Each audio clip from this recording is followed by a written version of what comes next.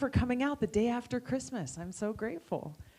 We had a chance last night, thankfully. We've been in South Carolina for the last few days. Actually, my parents, Abraham and I, and then we drove up yesterday to meet up with my sister and her husband and their in-laws in D.C. So we had a nice family dinner last night before flying up here today. February 11th, myself, have the opportunity to be able to come and introduce myself to those of you who I haven't had the chance to meet yet, and to be able to have a conversation, want to hear what's on your mind, answer any lingering questions you may have as you think about this important decision that you have before you. Before we start, we have like a huge room here. I would love it if it looks really crowded back there. You can just come in. I'm gonna stand close to the fire. It's nice and warm here. Awesome, thank you. Yeah, of course, have a seat. The carpet's really nice. Make yourself at home, right, June? I'm taking over quickly here. Perfect. And where are the 3 daughters who are here home from school? 1, 2, there we go. And 3 there in the back by the stairs. Awesome, glad we could catch you guys while you're home on break, and thanks for bringing some of your friends, too. Nice to see you, Nick. I saw one of your friends who, at the Moulton Market, picked up some snacks from there. Awesome. So I want to start with, look, we're in the celebration of Christmas, in the spirit of Christmas. It's such a wonderful celebration. Hanukkah, the holidays, all of it, because we have time. We're coming together with family.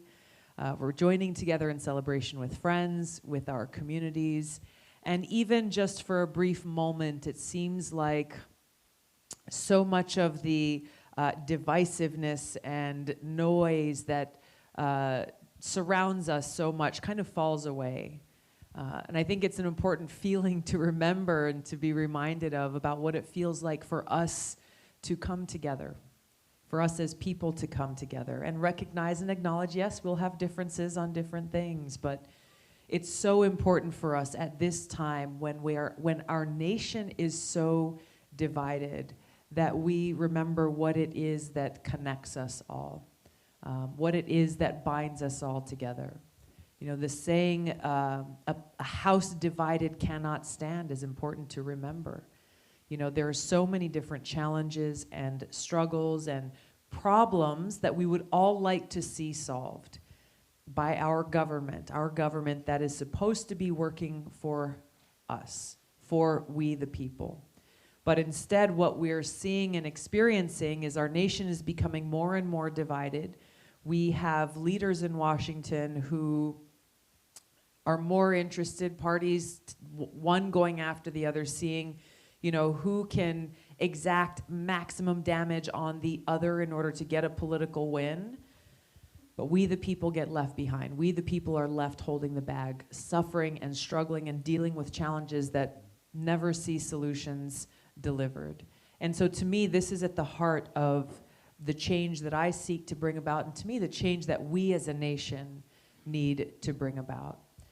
In Hawaii, we call this Aloha. We cannot overcome divides. We can't begin the conversations necessary to heal our country unless we start with one thing, which is respect. Just respect.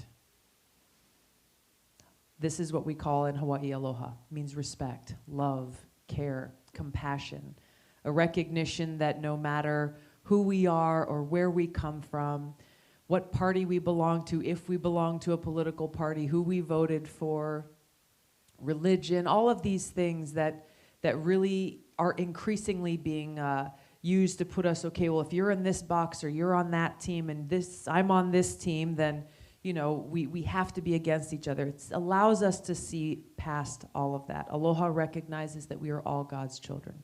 We are all brothers and sisters. And if we begin our conversations in that way, if we keep that at the forefront of what we do, then we see, okay, let's treat each other with respect. Let's start our conversations with respect. And that then allows us to see the path forward for us together. This is something that I had to apply very quickly when I was first elected to Congress. Freshman Democrat elected in 2012, coming into a Republican majority in Congress and being told from the outset, yes, very hyper-partisan environment, therefore don't even try to pass a bill because you will never get it passed. The Republicans are in charge and they won't do it. So the best thing, I was told by some very experienced people in Washington, the best thing that you can do with your time and the fact that you've just been elected to this position is to go give speeches on the House floor. Maximize the platform that you have. Bring voice to the issues that you care about and that your constituents care about, which is great. That's important. But that's not the totality of the responsibility that I or every member of Congress has.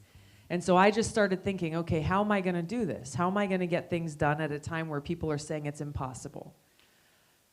I thought about the Aloha spirit that I grew up with in Hawaii, the most diverse state in the nation, a state where in other circumstances you might think would be a cause for division and divisiveness, but a state where there is a very strong sense of unity. Thought about how do I apply this? So I started with coming up with the most universal language that I know, which is food.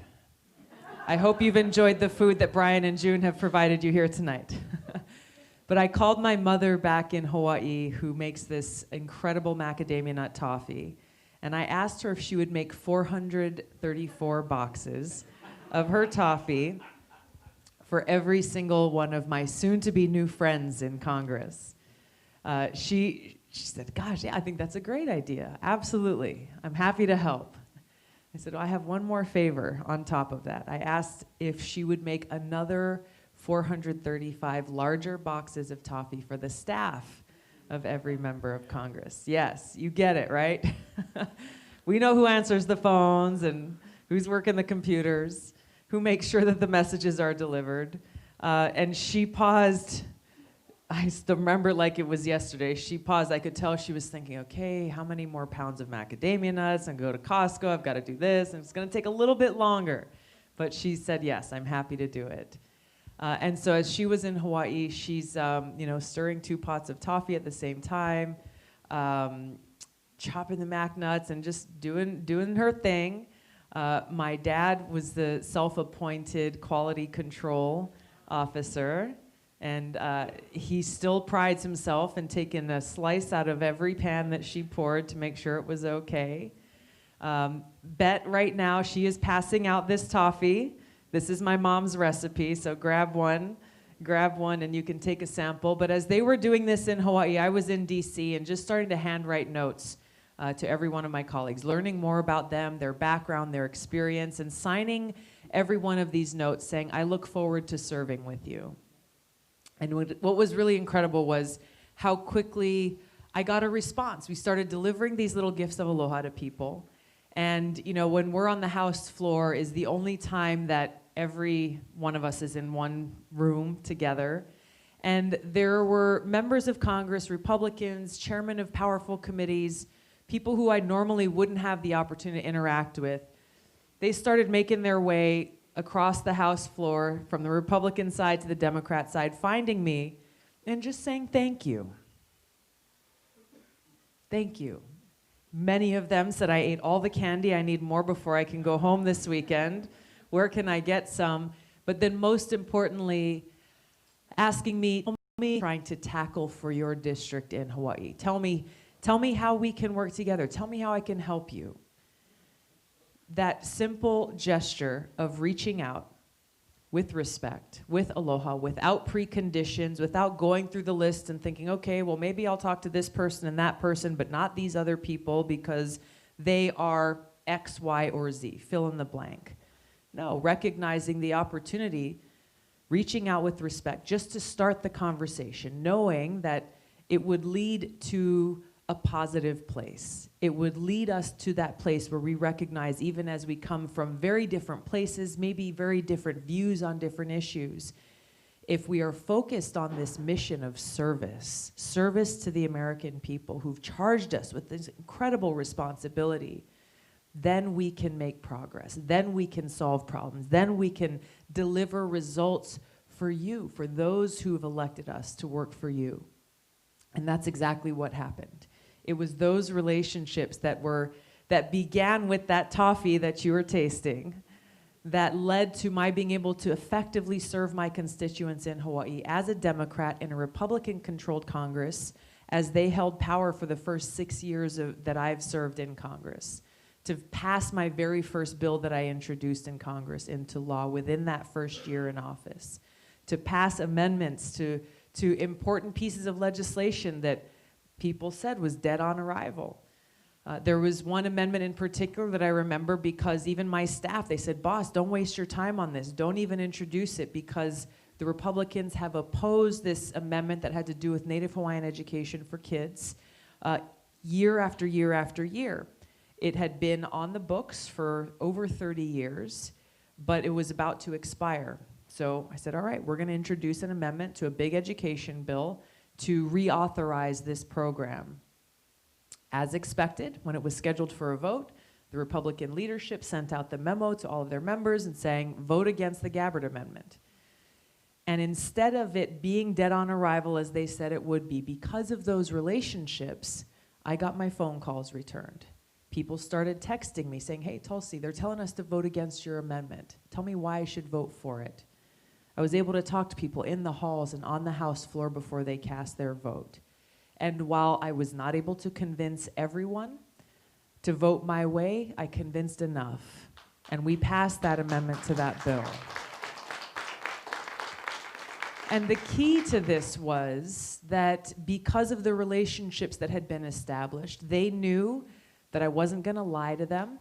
I wasn't going to set them up for failure, that I was going to be straightforward and make my argument, speak to the merits of why this legislation was important.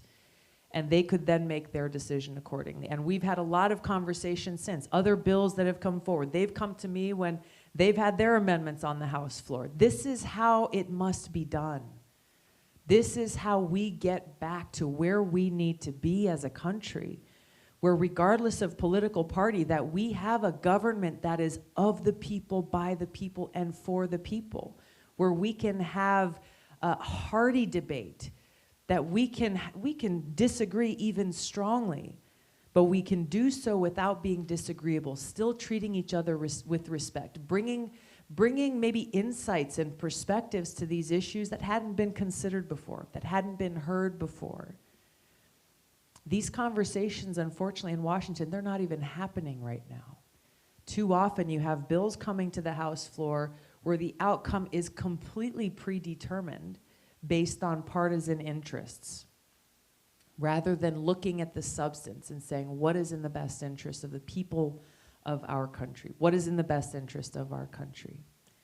So this is the proven track record that I have in Congress of how we take this concept of living and leading with aloha. We have bumper stickers in Hawaii that says live aloha, just as a reminder. It's a reminder. Always good to have these reminders. But actually leading with aloha in a practical way, this is what it looks like. And this is my personal commitment to every single one of you, to every single American in this country, is that I will treat you with respect, seeing everyone as my fellow Americans, not as one group deplorables and another group as some other part of a different tribe or a different team, seeing every single American as my fellow Americans, and of having the privilege and opportunity to serve you, making sure that the people in my cabinet are solely focused on that mission of service, not predetermined and screened out based on artificial preconditions, based on party lines, but actually people who are bringing a diverse set of experiences with the single most important qualification being that commitment to service. This is what is so critical for our elected leaders, for those who are serving in positions of power within our cabinet, but also those who are working in government, those who choose this path for themselves, whether it's in the VA or the Department of Defense or the Department of Education, that it is a focus on service, service above self. Now, as we do this, we can see what's possible for us to accomplish, about where we can get our country back on track. Whether we're talking about, Brian brought up a few issues, protection of the environment, making sure we have clean water to drink, clean air to breathe, that we're protecting our oceans and our public open spaces. Whether it's investing in infrastructure, sustainable infrastructure, making this transition off of pouring billions more dollars into the archaic fossil fuel industry, and instead really looking at how we can invest in a clean, renewable energy economy with good paying jobs, disproving this false choice that we are often sold, that we have to choose between a strong economy or a good protection of the environment. Actually focusing on making sure we're delivering results, approaching each of these issues, and there are many, with that question being asked and answered of what is actually in the best interest of our country. It's not that complicated when it comes right down to it. If we stand firmly rooted in what it is that connects us as fellow Americans, the Constitution that has been laid out for us, the Pledge of Allegiance that we've said so many times throughout our lives, but that will actually be put into practice, that we are one nation under God, indivisible, with liberty and justice for all. These words mean things, and they are powerful, and they exist to remind us, to provide us with that pathway forward as we work together to strive towards that more perfect union. So I'm grateful you took the time to be here tonight. I want to ask each and every one of you that if this is the kind of leadership that you would like to see for our country, please vote for me on February 11th. Thank you so much.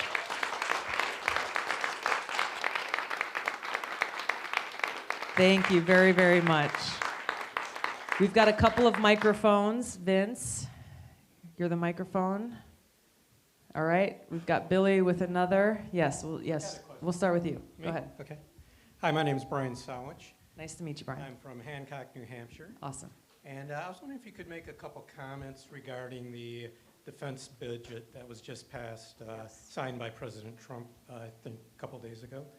And could you talk about it in the context of President Eisenhower's warning to the nation about military-industrial complex? Yeah. Thank you, Brian. Thanks for your question, and it's so timely because of I think the final number was $738 billion National Defense Authorization Act, the defense budget that was just passed. Also coinciding with this release of the documents about Afghanistan from the Pentagon. How many of you have either read or heard about? Most of you. So this news of how we as a country have been lied to and cheated and seen our taxpayer dollars stolen from us for almost 20 years with this Afghanistan war, in order to continue it, you would think that this would be the most groundbreaking news of the day, and that it would cause immediate action in Congress, especially on the eve of, I think it was released just before the defense bill passed. But it didn't. It didn't. I'm putting together legislation now to form a commission to ensure that we, the American people, have all of the facts and the information, that those responsible are held accountable for the over $1 trillion that we as taxpayers have spent on this war that we should not be waging, that counters and undermines our national security interests. What to speak of the over 2,000 men and women in uniform who've been killed in that war. Another one just a few days ago. It's heartbreaking to think about the loved ones and family members of those who paid the ultimate price in that war, reading this news as it came out about some of the highest leaders in our government across 3 administrations privately scratching their heads and wondering, well, what are we even doing there? Why are we there? And then finding excuses to lie their way through because ultimately they didn't want to admit failure. But your question gets to the heart of it. Who's profiting off of this? Eisenhower warned us in his farewell speech to the nation about the military-industrial complex, the big defense contractors, the fancy Washington consultants who've made incredible amounts of money, who have profited and continue to profit greatly off of this war. What I have heard is that in Eisenhower's original draft of his farewell remarks, it said Congressional Military-Industrial Complex. For some reason, that word got cut out of the final speech that he delivered, but the fact that he linked those two together points to the problem that we face. I voted against that budget for a whole host of reasons. Some of which we're talking about now. The lack of accountability for where our taxpayer dollars are going. Now, my position on this should not be conflated as some are, saying, well, you must not support the military then. Nothing could be further from the truth. I am in the military. These are my brothers and sisters in uniform that we're talking about. I still serve now almost 17 years in the Army National Guard. I've deployed twice to the Middle East. And working in my first deployment to Iraq in a medical unit, where every single day we were confronted with this terribly high human cost of war. We know who pays the price, which is why as president, as commander-in-chief, I'm bringing this personal experience that I have as a soldier, combined with the experience that I have in Congress, almost 7 years now working very focused on the Foreign Affairs Committee, on the Armed Services Committee, on the Homeland Security Committee, on National Security and Foreign Policy, bringing that experience to serve as Commander-in-Chief, to bring about an end, finally, bring about an end to these regime change wars and nation-building missions that have cost us so dearly as a country.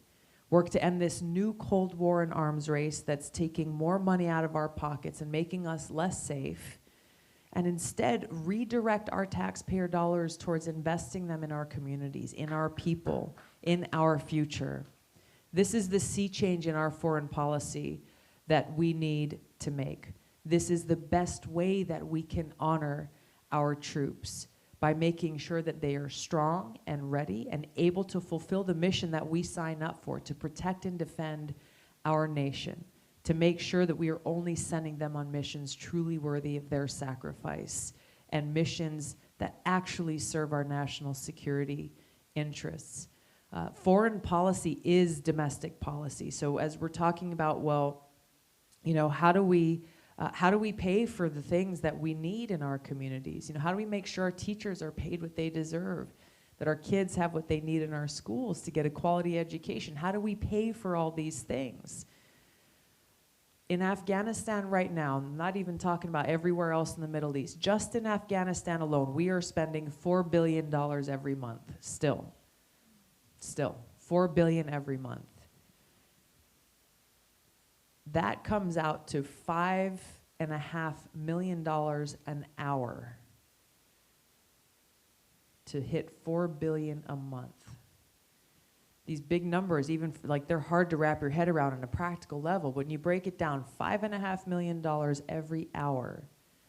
Think about what you could do with that, right, in your community here. Just 3 hours. Yeah, right. Just give us 3 hours. See what kind of impact you could make. It's heartbreaking, really, when you look at it, because there are so many people who are struggling in this country. People who are living paycheck to paycheck, you know, who are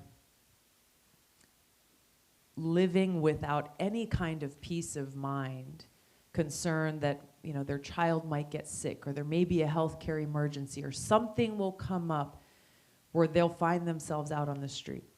They won't know what to do next, where survival is on the forefront of their minds.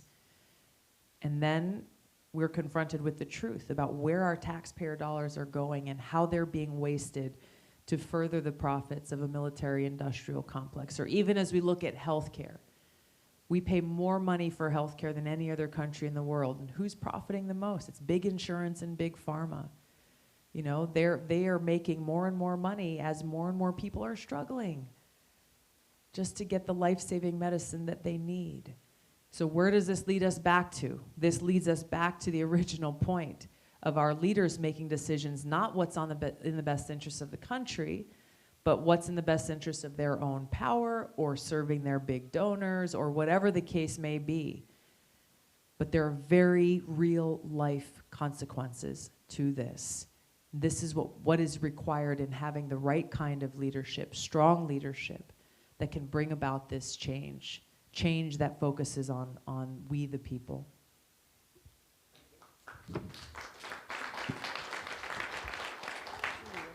Questions? Yes, ma'am. I'm kind of piggybacking on what you just said. My name is Paula Garvey. Hi, Paula. Hi. And first of all, your mum's toffee is amazing. And Glad you liked it. As I said, I'm kind of piggybacking on what you just said. Yeah. So one of my daughters, Rosie, has cystic fibrosis. And today was a really exciting day because we got a package in the mail that is a new drug called Trikafta that was approved by the FDA just back in October. Now, it has taken 30 years nearly for this to come to market. And we're so excited. Just approved October. this past October. Yeah, Wow, okay. and all the CF clinics are trying to fast track it. It's getting amazing results. It's available for 90% of the CF population. Wow. And it's a game changer. It's the first time it's a game changer. However, this little package that arrived in my mailbox today had $25,000 worth of meds for 1 month. So we have insurance. Rosie's 21, she's on our insurance. But our huge worry is, what's going to happen? We can't sustain this. $300,000 a year for just one of our meds. Some of our other meds for arthritis and for other conditions she has, we're probably talking about $500,000 a year. Exactly. But we have insurance. So how can we rectify this? I'm from Ireland. The same drug, it has been approved, so hopefully it will be available. But the same drugs in Europe are costing 1/3 of the price, and we're paying for it. We do our fundraising. Half the people in this room has been to our events and made this possible. Wow. But we're paying for it. There has to be a better way. There is. Yeah. There is a better way. Look, I've talked about how look, we need to clean house with our leadership. If the reason why we are in this position today, the reason why you and your daughter and your family, your community is in this position today, is because our leaders are not working for us. So at a very practical level, how do we fix that? Yes, obviously voting is necessary, but then what? What are the legislative fixes that we need to put in place? Number one, we've got to make sure that our government, that we can negotiate lower prescription drug prices with these prescription drug companies. The fact that even with the Affordable Care Act in place, the prohibition for Medicare to negotiate lower drug prices still exists. How did it get there? Well, it's high-powered, high-paid lobbyists representing the big pharma industry, having a seat at the table as this legislation is being written. The original draft of the Affordable Care Act did not have this prohibition in place. It would have allowed our government, the largest customer of prescription drugs on this planet, to negotiate lower prices. It got into the bill before it finally passed in Congress, which speaks to the huge influence that they have in Washington. As an industry, Big Pharma spends more money on PACs and lobbyists in Washington than they do on their television ad marketing. And we know how often we see those ads on TV, right? But this is why they do it. Because, and I've even had some of these lobbyists tell me, like, even if you make that change, it's not really going to make a difference. It's not going to make a difference to bring down the cost of drugs. Then why are they fighting so hard to keep it in place? So I think that's an important change that we need to make. Number two, patent parking is something that these prescription drug companies are exploiting, this loophole that allows them to even after their patent has expired, to continue to block generic drug companies from producing those drugs at drastically lower prices by changing one minor thing that doesn't have any real impact on the drug itself or the medicine itself, but allows them to restart the clock on that next 7-year patent time clock. I think really getting to the heart of this is two things, is making it across the board so that members of Congress don't take PAC contributions. You cut off that funnel, that relationship that exists between lobbyists and members of Congress, then we'll begin to see a very different picture in Washington. And the second thing is really overhauling our healthcare system as a whole. Because as you're talking about, I mean, the prescription drugs, especially for your daughter, once she gets older, she's going to be thinking about, as so many other families are going through the same thing, about, okay, when she turns 27, then what? What kind of employer, what kind of insurance will she have to think about just to be able to live her life? This is why I feel so strongly that we need to have a guaranteed health care coverage for everyone.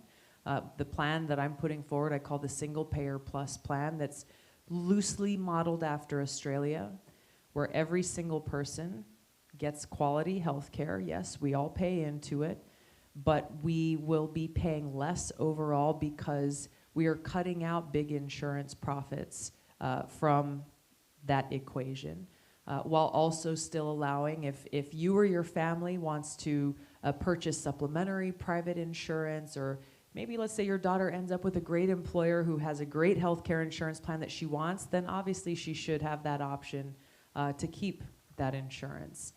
But no family should be in the situation that you're in. Your daughter should not have to be worried for what happens next in her life and how she can live and remain healthy. This is the bottom line of the change that I think that we need to see. For those who say that it's impossible, I just say, you know, you're wrong. You're wrong. It's especially for us.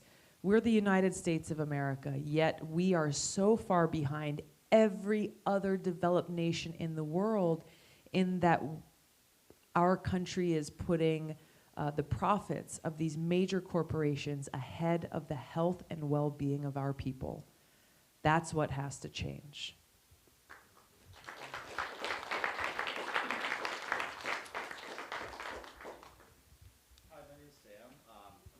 New Hampshire. I drove about an hour here from central Massachusetts. I'm also not a part of traditional Democratic coalitions, but I was excited by your campaign because of how you welcome all Americans into your coalition, and particularly on your foreign policy stances.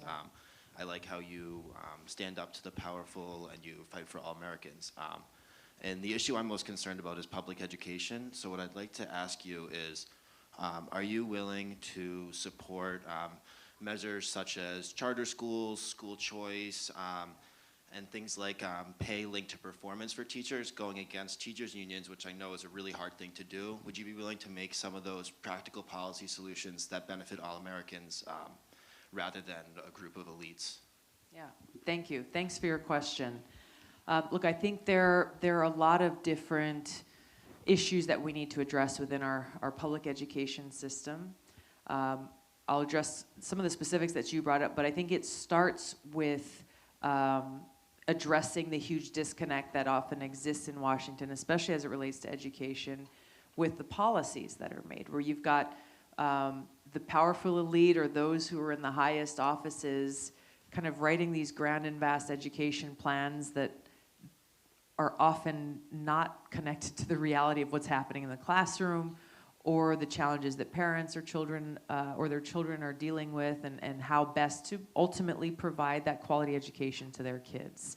And so really taking that, doing the listening sessions, forming a citizens council, a teachers council that can better inform education policy, I think is absolutely essential.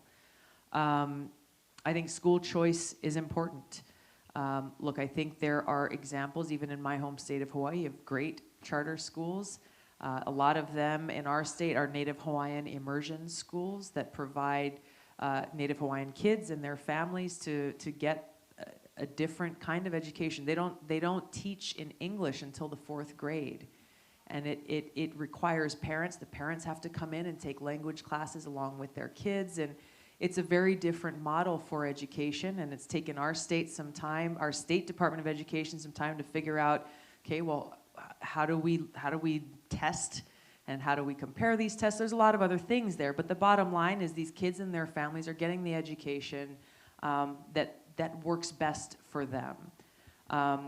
As with any other situation, we've had some bad apples and they need to be held accountable.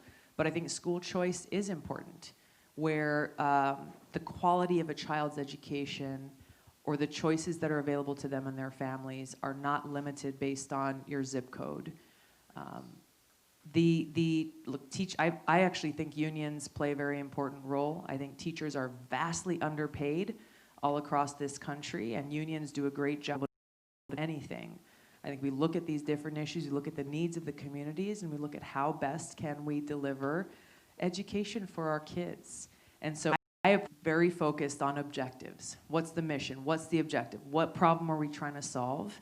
And if we can clearly identify that, then we come up with the plan of execution to accomplish that.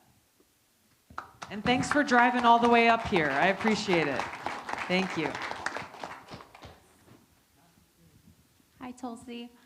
My name is Kathy. I'm born and raised in New Hampshire, but I live in Philadelphia, and I like your approach. Visiting my dad. I like your approach to working with others, especially those who you might disagree with or who have a different label than you. In Philadelphia, I help to run a depression support group. It's completely free and open to anyone in Philadelphia. And we do it about once a week, and we serve people all over the city. So I was just wondering your thoughts about mental health policy and just improving accessibility and removing the stigma, because that's a big problem for people who have it. Can you share a little bit about how you guys are funded? It's a grant funded, and it also runs from donations. Thank you. I'm so glad you could come tonight, and just thanks for sharing about the work that you're doing. You know, this as we talk about health, we talk about well-being for our people. Unfortunately, mental health is still an area that is, you know, kind of seen as taboo to talk about a lot of times. I've seen just in my personal experience with some friends of mine, people who I've served with, the challenges and the struggles that a lot of our veterans go through. First, just starting, and I think this is reflected across our society because there is such a strong stigma still, just to get to a point where someone feels comfortable enough to ask for help is a really big deal. Because there's a lot of fears and insecurities there, whether it's about your job or for us, is, you know, the military, you're gonna get a red flag in your file, it's gonna stop you from being able to get the assignment that you want or whatever the case may be. That's something that is we as a society need to change, and to be able to have the kind of conversations wherever we are about this. As we're checking in on our friends and family, that we're not just saying, well, hey, let's go make sure that your body is healthy, get a physical checkup once a year or whatever it is, but, you know, how is your mental health? And seeing that and treating that in our healthcare system as one and the same, that we're, you know, physical, spiritual, mental health and well-being is treating the health and well-being of the whole person. And as we are doing so, focusing on prevention as well. I think the shortage that we have of providers all across our country is a huge, huge problem. I'm grateful for the work that you guys are doing, because you're filling a gap that exists for a lot of folks who may not have the means or the ability to be able to get the help that they're looking for, and saving lives in the process. I hear a lot from teachers and people who are working in our schools about how they have far too few school counselors or anyone with any kind of mental health expertise or professionals to be able to help take care of kids, even as we were seeing more and more kids coming to school dealing with, they're struggling and need help.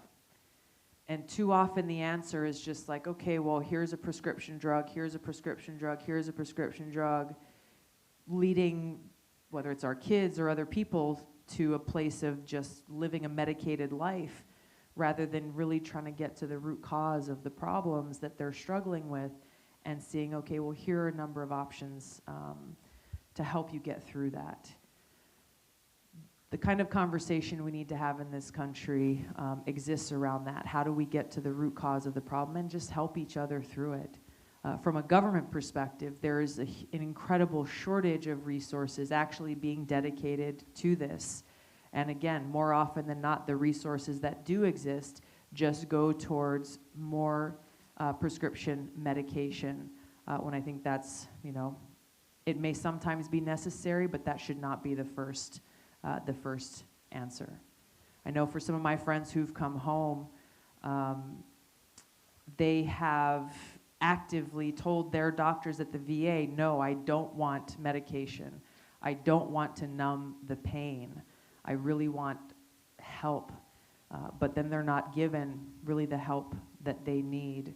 And too often then they're given highly addictive opioid medication and other things that we're seeing not just in the military, but across our society, where that's led us to creating this epidemic that has and continues to ravage and take so many people's lives. One over here.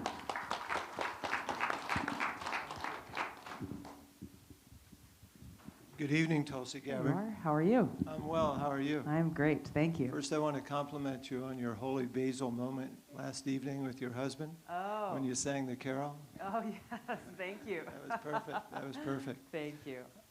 As a former military man, I know how significant it is when you go to basic training to meet up with people of different socioeconomic, different ethnicities. And in this day when tribalism is rampant in this country, and at the same time when the military recognizes and is budgeting for climate change in the future, what do you think about a mandatory 2-year service commitment for all high school graduates right after high school, part of which obviously would be military in scope, but also then to allow some of these recruits to become part of the emergency management teams that would be dealing with sea level rise, flooding, storms, fires, whatever it might be. At the end of that 2 years, to provide them then with a 2-year free tuition or apprenticeship program, which would allow us to prepare, really, our students for climate change. Thank you. Sure. I really like, here's where I think that we should go in creating a new norm, just as has happened over decades with higher education, a bachelor's degree, master's degree, that if you want to be competitive in the workplace, if you're thinking about your own professional development, right, these are the norms that exist.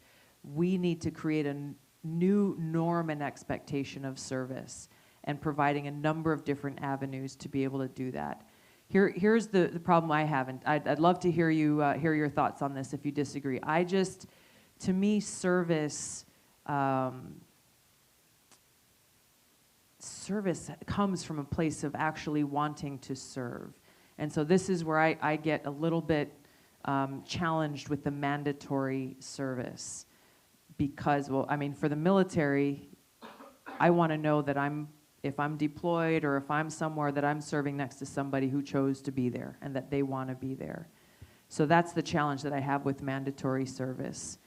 But I believe strongly, I think that this is a good idea to say, okay, well, if you go and serve for 2 years, whether it's, in dealing with environmental protection and climate change and the military, many, many, many different avenues of service, and create more options for people, then you get, in exchange for your 2 years of service, you get your 2 years of tuition-free education or apprenticeship or other things.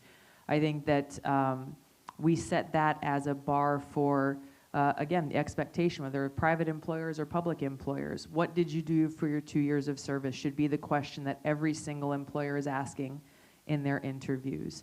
And creating that new norm and expectation, I think, begins to change that mindset for people, kids as they're graduating from high school, saying, okay, well, what am I going to do? How can I serve? what are the issues that I'm passionate about? How can I get in and help to be able to improve the quality well-being of people in my community and have those opportunities both locally as well as nationally?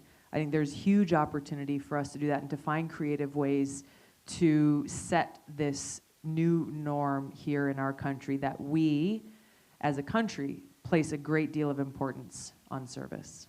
We could also kind of institute a mandatory social security service as well. You know, as a baby boomer, I've lived the life of a king and a queen. You know, I mean, and I'm also the major problem for global climate change as it exists right now. So I would be willing to bet that there would be millions of baby boomers, and there are millions, who would be willing to volunteer and participate in a service-based activity that would benefit not only their own children, but their grandchildren into the future. Sorry, I don't mean to interrupt, but we got to share the time. We have time for one more question, folks. Sorry, I just want to wrap this one up. How does that link to Social Security, or are you just talking about from a generational perspective? From a generational All right. perspective. Okay. Yeah, I think that's a great idea. Wesley Clark likes that idea. Ah, okay. I know Wesley. That's awesome. Cool. Yes, ma'am. My name's Renee. I'm the former 101st Airborne Chaplain. Thank you for your And service. this is not an issue-specific question, but rather from your unique vantage point of being part of the operation and culture in DC, what would be helpful for people that aren't part of that to know that we just don't see conveyed in the media settings? That's a good question.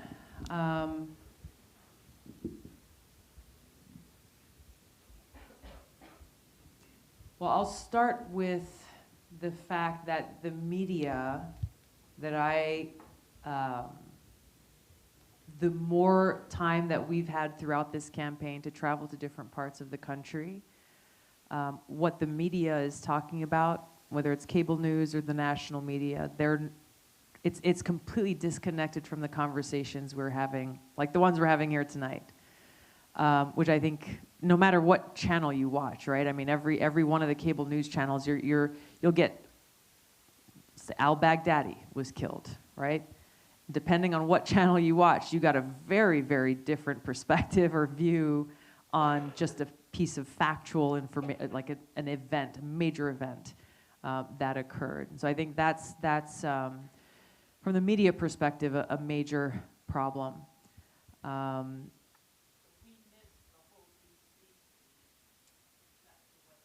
Exactly. I think that this is something that I get asked a lot about, just the inner workings, the day-to-days of members of Congress. As I talked about, there is an incredible divide driven by partisanship in Washington.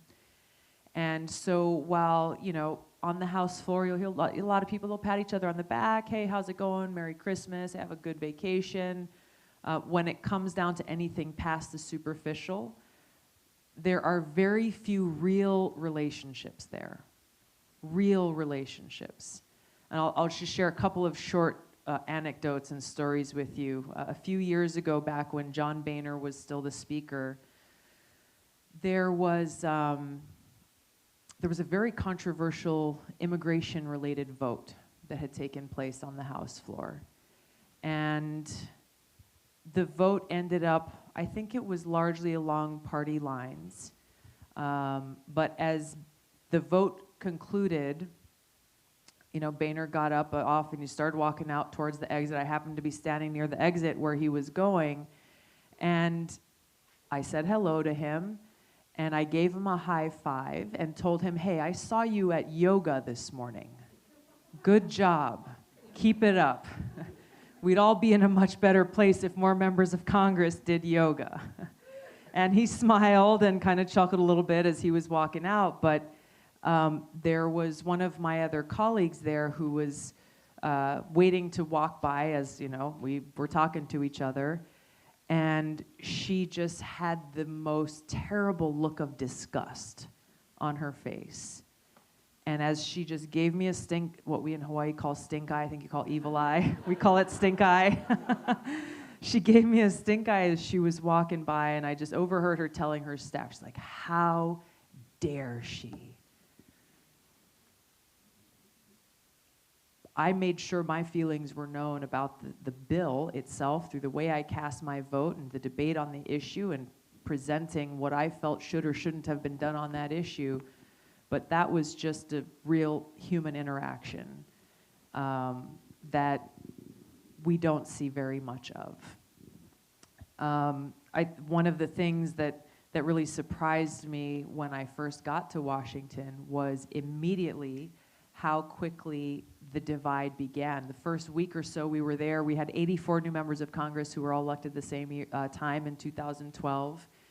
And we went through these different orientation sessions where they tell you, you know, here's your ethics briefing, and here's how you find your office, and here's all the rules, and all this kind of stuff, logistics and ID cards and all of that. And then as soon as that was done, Republicans went here, Democrats went there. The meeting rooms were different, the conversations were different, the party leaders came in, the party fundraisers came in, started saying, hey, here's how many hours every day that you're gonna have to spend calling lobbyists and PACs in order to raise money for your reelection. And telling us, look, don't work with these certain Republicans, especially because we're gonna wanna take them out in the next election. We don't wanna do anything that'll make them look good. Immediately the mindset, right as we're starting out, is big money, special interest money in politics and beating the other guys. You know, not starting out saying, hey, welcome to Congress. We really want to hear about what your priorities are. What are your constituents caring about? What are the things that you want to try to get done? That was not the first conversation. That didn't come until much later. Another, again, this is, you know, I was invited to a reception within my first week there. You know, we didn't have ID cards yet. We had our name tags on. There's a whole bunch of new members of Congress. I didn't realize until after I got to this reception it was really an invitation for lobbyists to come and introduce themselves to members of Congress. And it was packed, and I remember standing in line. I was probably the 10th person in line to go and get like a Sprite or something from the drink stand. And someone was standing in front of me, a longtime lobbyist, and he looked back and he said, oh, you're a member of Congress. You don't have to wait in line. I said, wait, what are you talking about? He's like, go to the front of the line. You are a member of Congress. You will never have to wait in any line ever again. These are just little things, but to me it really made a big impact to the whole culture and the mindset that exists that's just so wrong. You know, where you have people who are elected to serve their districts and they go to this place where you're put up on this pedestal where somehow you're something special other than and different than you know, the person you were before you got elected and the people that you came from. And this is why we end up with laws where Congress says, okay, well, no, you're not allowed to do this, or this is a crime if you do that, except if you're a member of Congress, right? That somehow there's some special treatment and some difference that exists. So I don't know if this answers your question, but I think it just kind of, you know, paints the picture a little bit of how deeply rooted the problems are and what it's going to take to change it.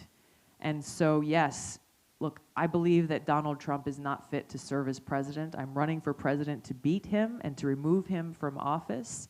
But I'm also clear-eyed enough to know that our country had many, many challenges that existed long before Trump got elected. And it's important for us to come together as a country, seeing that and understanding that, so we don't think that, hey, we'll wake up once Trump has lost his re-election thinking, oh, okay, everything's gonna be fine. No, I'm sorry, but it's not. It's not, because the system that allowed for him to get elected is deeply corrupt. And we have a pay-to-play culture in Washington that has created the situation where so many people rightly believe and understand the truth, which is that our government is not working for us. And it is only we, the people, who can change that.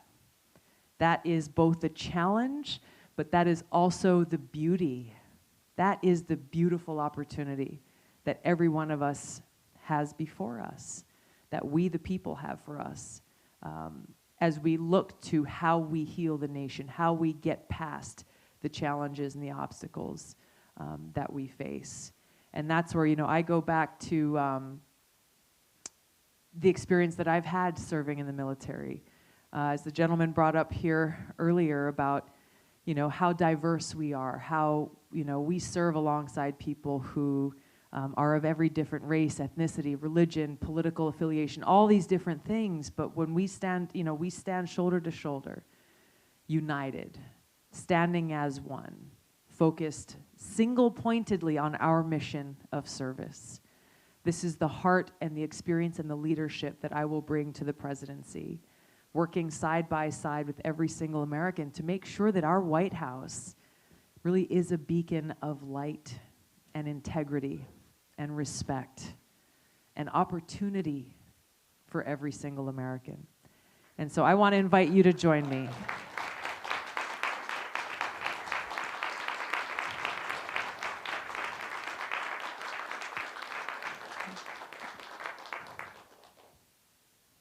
Sorry, we got one last one here. Sorry about that. That's all right.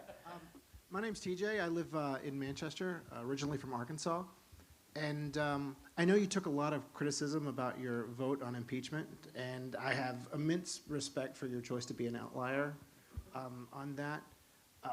One question that I have, though, is what would have needed to be different for you to vote yes or no, other than the crippling bipartisanship? Yeah, well, I have said for years, since after the 2016 election, very quickly there were people who were starting to talk about impeachment, that any impeachment proceeding driven by partisan interests would undermine the interests of our country, because it would set a brand new precedent that if the losing party would immediately then begin to find any way whatsoever to pursue impeachment, to overturn or undo the vote of the people, to undo the results of the election, not accepting it. And then we end up with a banana republic. We end up with people saying, well, look, my vote's not going to matter anyway, so why bother to get involved? And so that really is what is at the heart of this. And this is something that our founders warned against in some of the Federalist Papers, that their concern was that impeachment would not result in a true objective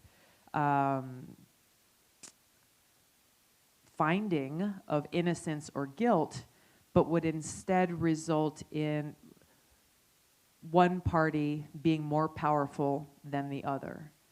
And so that really is what is at the heart of what would need to change. I think that there are a whole host of other issues that could have and should have been addressed through different articles of impeachment that would have helped get us to that place. Some of those issues I included in the censure resolution that I introduced, pointing out, for example, that Trump launched illegal and unconstitutional military action against another nation without the approval of Congress. Constitution says that it is Congress that declares war, not the President of the United States.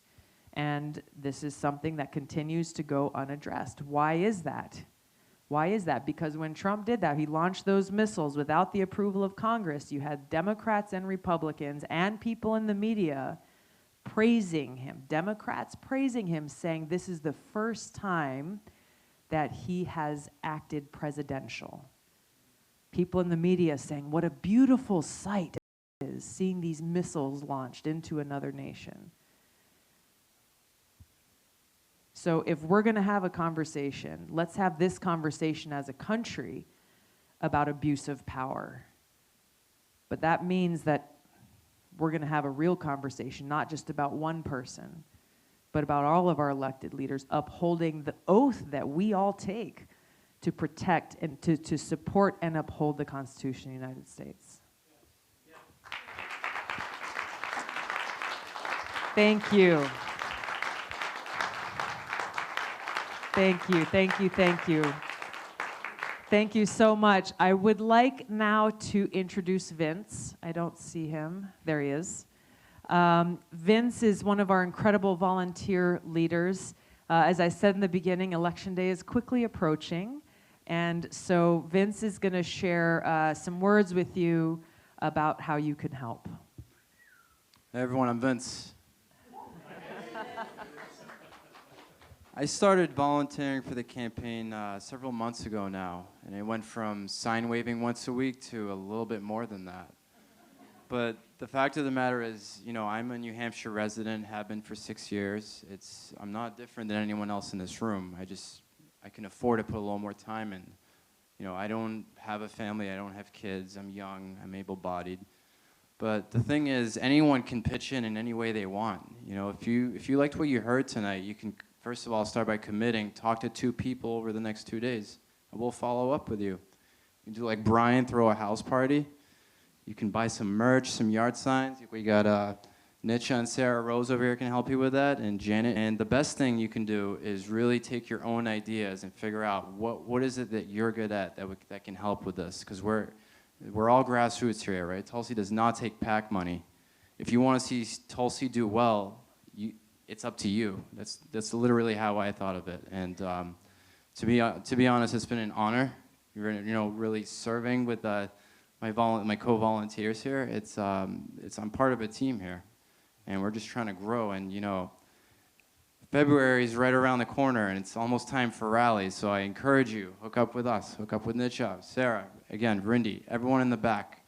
And what you can do is take one of these cards, and if anything I just said registers, fill it out. We got pens. Leave it with us, and we will follow up with you. And for now, I'll give you back to Tulsi. Thanks. Thank you very much, Vince. Thank you. We have incredible volunteers. I want to just take a moment to thank them. If all of our volunteers here, could you just raise your hand? Raise your hand. Here we go. Thank you guys so much for all of your hard work. There they are in the back. We really are a people-powered campaign, and what Vince said is true. We take no PAC money, no lobbyist money, because I want to make sure that every single one of you know that it is you and only you who I serve. We are continuing to grow in this grassroots campaign. We'll be traveling all across New Hampshire, almost nonstop for the next 6 weeks. So again, if you like what you've heard here tonight, and if this is the kind of leadership and change that you believe we need in this country, then I invite you to join us. We have the Tulsi pledge cards here, the volunteer tables there.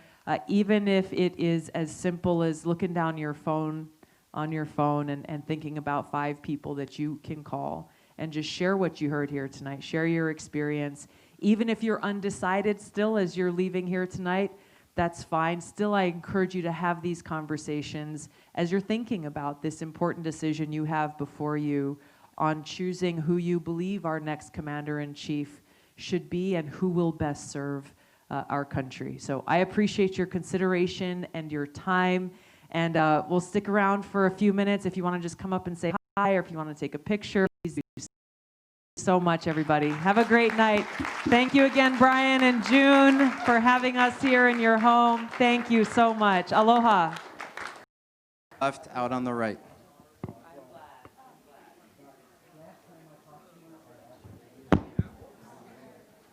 How we doing? We got the best seat in the house.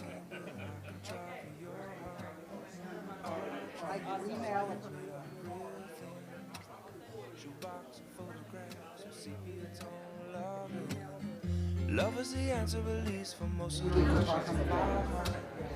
Why we here, where do we go, we're not gonna solve. Not always easy, and sometimes not really easy. I'll tell you one day, it's always better when we're together. Thank you very much. Thank you. It's always better when we're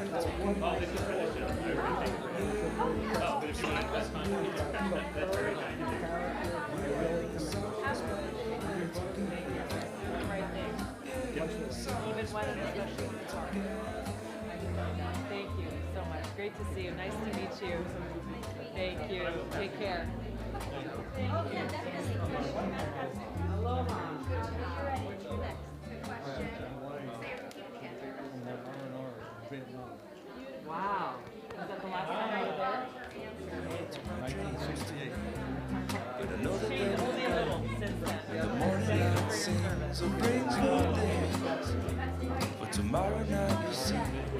that they'll be gone too.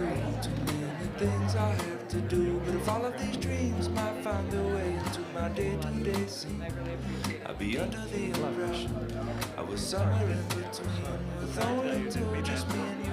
Not so many things we got to do, or places we got to be. Sit beneath the mango tree. It's always better when we're together. Somewhere in between. We're making progress. Seriously, Joseph Lyman, here's my card. Win, lose, or draw, I would like to. Yeah, it's always better when we're together.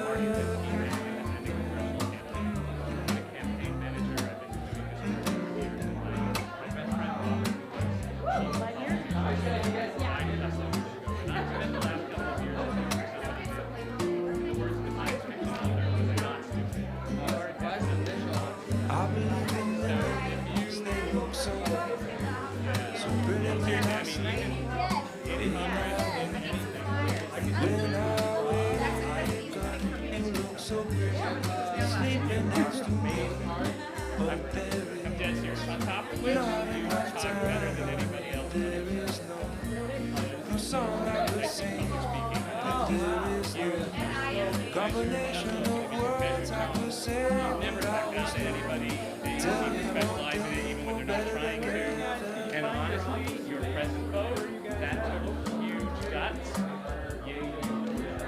That was huge. You took so much grief and aggravation on that from people who just don't really have a clue